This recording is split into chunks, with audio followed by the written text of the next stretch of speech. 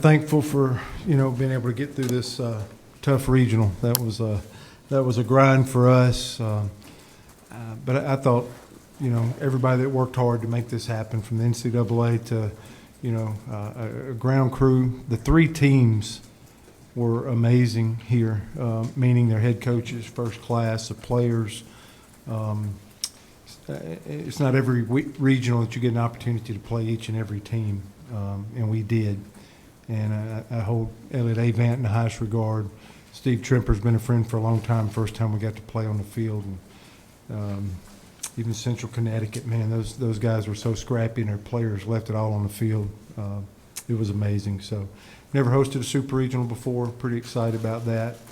And I thought our guys didn't maybe not play perfect for 3 games, but I don't think we trailed in this regional. And they fought pretty hard. They were pretty connected and played a pretty solid 3 days for us. Start with Jason, right? But you guys have faced Cade Anderson and Liam Doyle. You've faced a bunch of really top-flight lefties. How did that prepare you for this moment when NC State threw a couple at you early? Yeah, just every time that we faced them, whether we had adversity or whether we rose to the challenge and had success, I just kept telling them to bank it, that this is going to make a difference. And we saw some good arms this weekend. We saw some lower slot stuff that gave us a problem. We saw one of the best closers in college baseball yesterday. Fritton, the starter today, how about giving him some props of trying to come out and start a game one and then coming back and absolutely competing the way he did.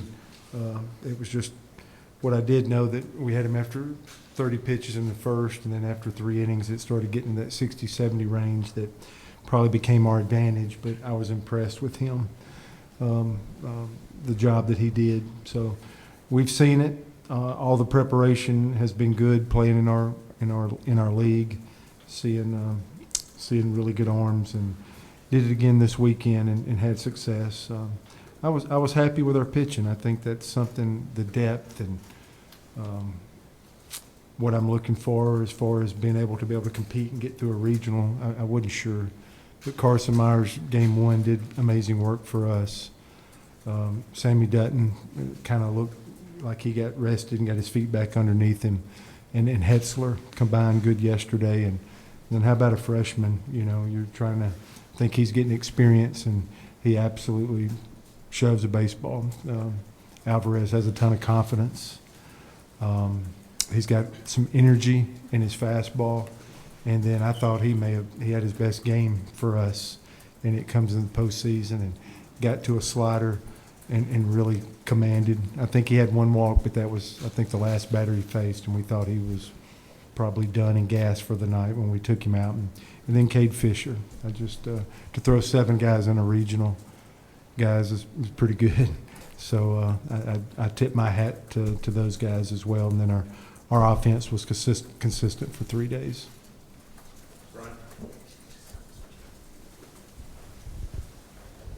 Butch, you talked about Andreas, but could you walk us through sort of when you told him he was starting, what you said to him, and just a little bit more on what it means for a freshman to go out there and do that on such a big stage? Yeah, this was unique because you didn't know who you were going to play till the game was over, till it was very, very late in the ball game where you'd even know who you were playing. So our 2 options were in our meetings were Alvarez and Chatterton, and we told the pitching staff last night to be ready, that we'll watch, we'll prepare.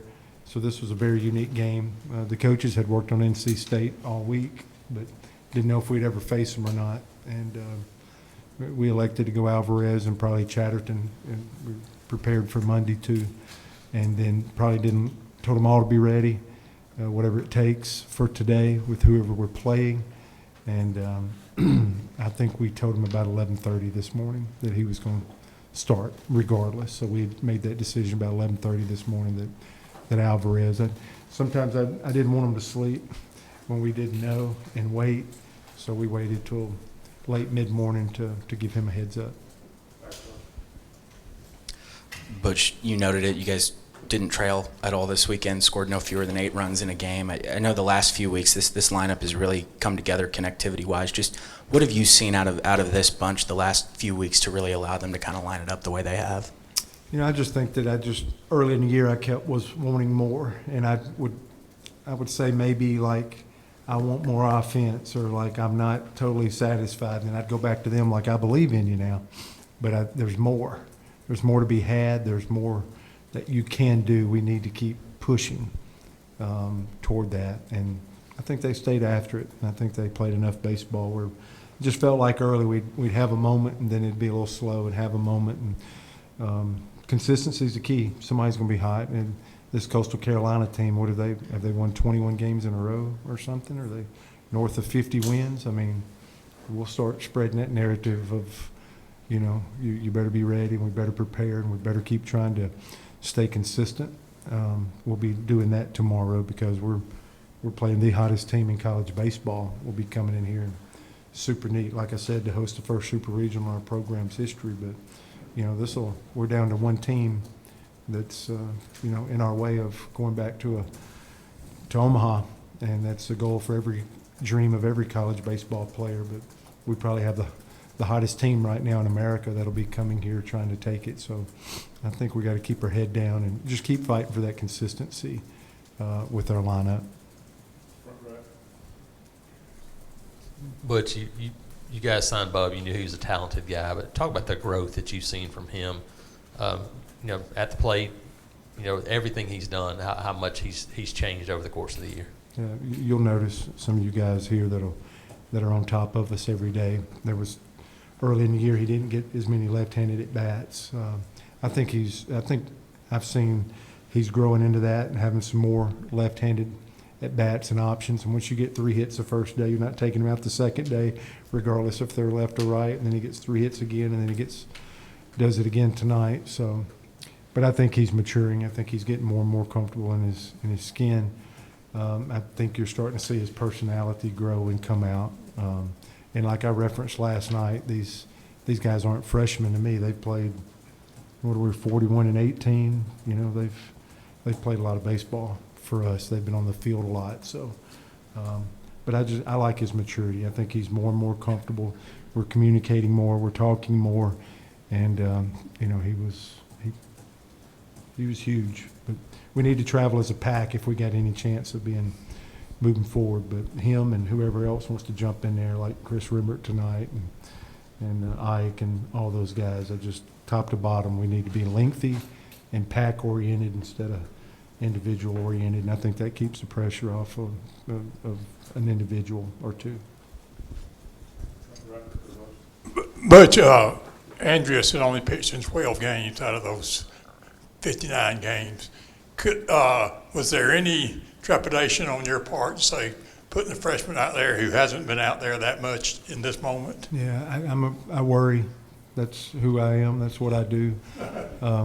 I feel like I've always tried to keep my guard up. And pitching by nature, I always try to identify threats and tell those guys. I've heard one of my catchphrases, attack, attack, attack, is the best way to go. And that was a flag we tried to wave was shove it in the strike zone. I wanted the strike percentage to be markedly better than last year. And we had 8 or 9 losses in Southeastern Conference play last year. So we really got this going. I heard Ike reference of just the power of one. So if you can just change one run, you know, you don't have to move mountains to have more success. But we thought he was ready. We thought after whoever we played had played an entire 9-inning games, it might be to our advantage that we hadn't dropped a ball game.